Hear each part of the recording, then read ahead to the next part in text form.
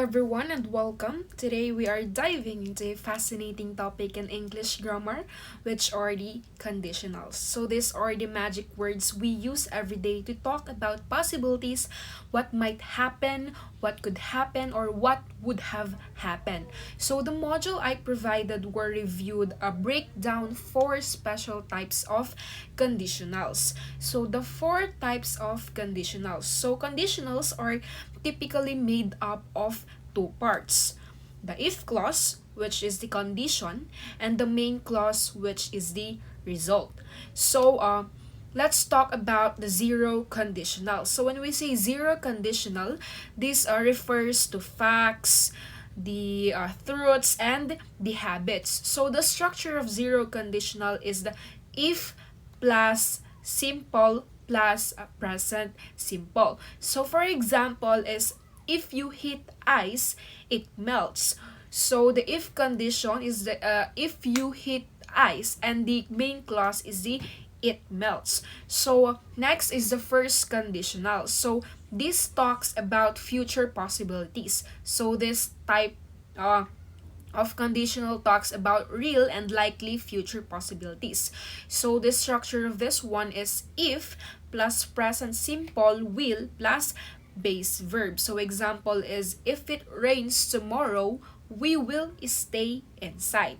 Next is the second conditional. So when we say second conditional, this terms tells about the unlikely events. So this is used for imaginary, present, or future situations. So the structure is if plus past simple would plus base verb. So for example is if I had wings, I would not fly. So the third conditional, it tells us past regrets and imaginary past events. So this is the most complex and it's the focus of this learning module. It's used to discuss imaginary past events or regrets, essentially imagining a result that would have happened if a different thing had happened in the past. So it's a perfect for expressing regrets, missed opportunities, or criticizing past actions. So, mastering the third conditional or the past conditional, the precise structure of the third conditional is crucial for clarity and accuracy, especially when expressing arguments. So, the structure of the third conditional is if clause plus had plus past participle, and the main clause would, could, might plus have plus past participle. So for example is if you had called me, I would have picked up the phone. Meaning, the implied meaning is that you didn't call me, so I didn't pick up the phone.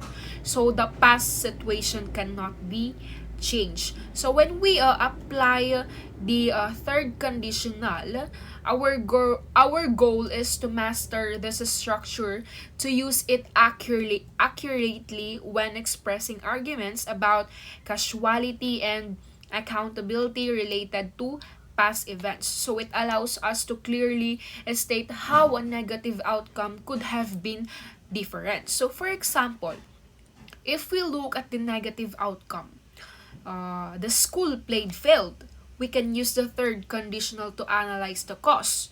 So the arguments here are if the director had organized rehearsals earlier, the actors would have remembered their lines. So in conclusion or in overall understanding all four conditionals, particularly the precise structure of the third conditional, the past perfect in the if clause, and would have plus past participle in the main clause, empowers us to articulate complex arguments about the cause and effect in the past. So that's end our discussion for today, and I hope you learned something from it.